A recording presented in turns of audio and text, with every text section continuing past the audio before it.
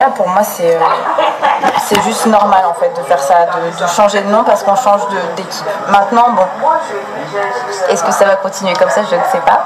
Mais pour cet album, en tout cas, j'avais envie de faire comme ça. Est-ce qu'il y a des constantes quand même, comme par exemple votre processus de création? Comment ça se passe quand vous écrivez une chanson? C'est d'abord la mélodie, d'abord le texte, ou il n'y a pas vraiment de règles?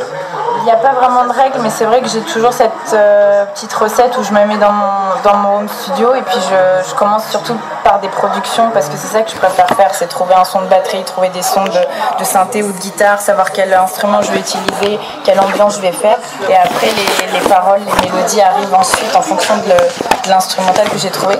Et puis là pour cet album j'ai bossé aussi avec des gens qui m'ont amené des chansons, enfin pas des chansons mais des ambiances déjà préparées et puis que j'ai améliorées à ma sauce, que j'ai refaite après, mais voilà, donc c'est un travail de plusieurs personnes cet album quand même. Vous êtes une autodidacte. On m'a d'ailleurs raconté de sources sûres que très jeune, vous avez été dans une école de musique et que vous avez quitté très tôt d'ailleurs. Et en rentrant chez vous le soir, votre mère vous trouvait complètement traumatisé. Cet académisme, c'est pas fait pour vous? Non, pas trop. J'aime pas beaucoup les règles et qu'on me dicte les choses. Donc c'est vrai que d'être dans une école qui apprend à être créatif, pour moi c'est pas mon truc. Voilà, parce que pour moi la créativité c'est quelque chose qui est justement libre et où on n'a pas besoin de nous dire quoi faire et comment faire.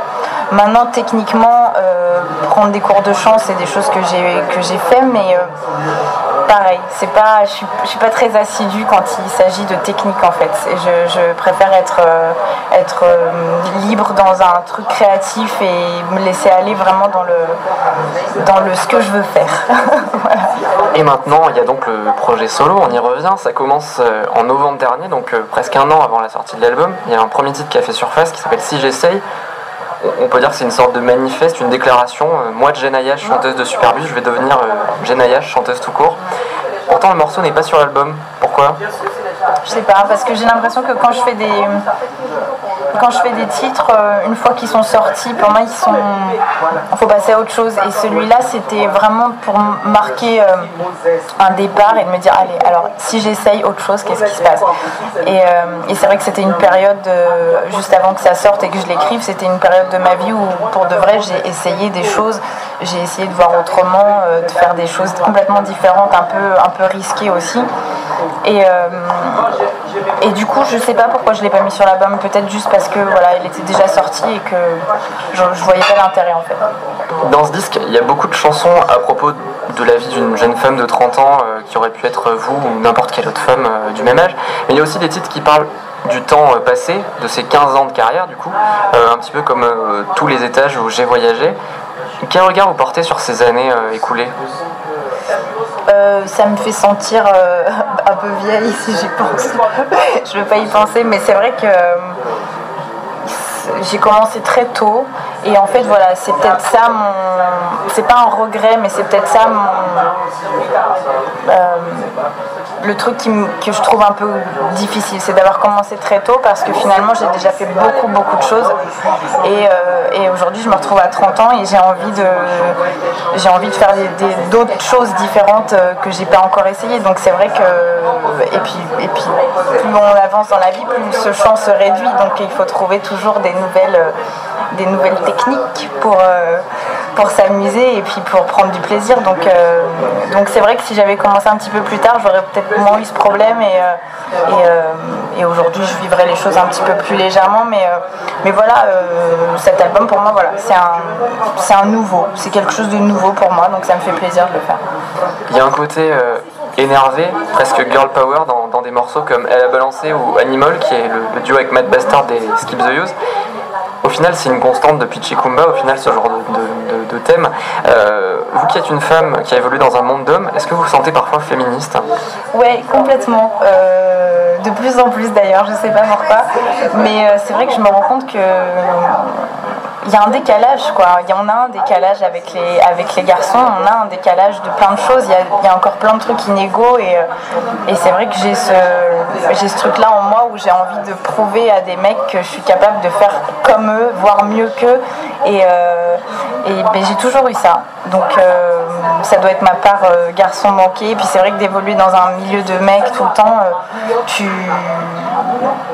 te sens obligé quoi, de faire tes preuves. Et... Donc c'est embêtant parce que...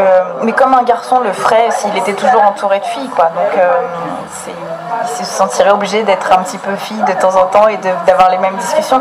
Mais voilà, on n'est pas égaux et c'est aussi ce qui fait que là, on est deux sexes opposés et c'est pour ça que ça fonctionne. Quoi. Est-ce qu'après 15 ans de carrière, on a encore des choses à prouver aux autres ou à soi-même? Là maintenant, oui, c'est vrai que c'est plus à moi-même que je veux prouver des choses parce que...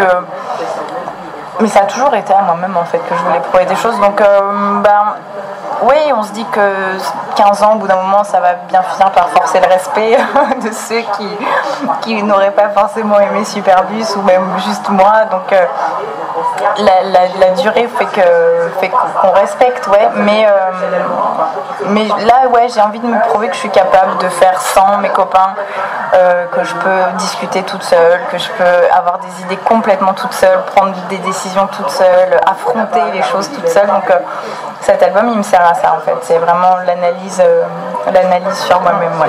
Il y a un ovni aussi dans l'album, pourtant très éclectique, mais celui-là, il est vraiment différent, très minimaliste dans le texte et qui au final vient servir la mélodie.